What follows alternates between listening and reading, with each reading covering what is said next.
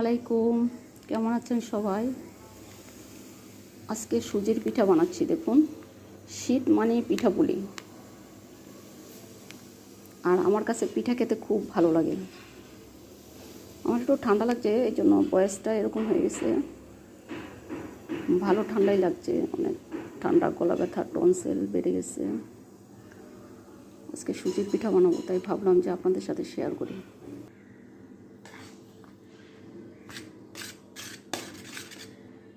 এই যে সুজিটাকে একটা ডো বানিয়ে নিলাম।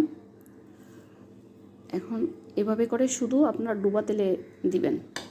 আপনার যেই রকম করে, কেউ গোল শেপ দিতে পারেন, কেউ লম্বা শেপ দিতে পারেন, যে যেরকম করে। আমি গোল শেপ দিয়ে নিলাম। আজকে অনেক ডিম গিফট পেলাম। দেখুন, আজকে 100 ডিম পাঠিয়েছে একটা আপু। ওনার নিজের ফার্ম আছে, তো ফার্ম থেকে পাঠিয়েছে।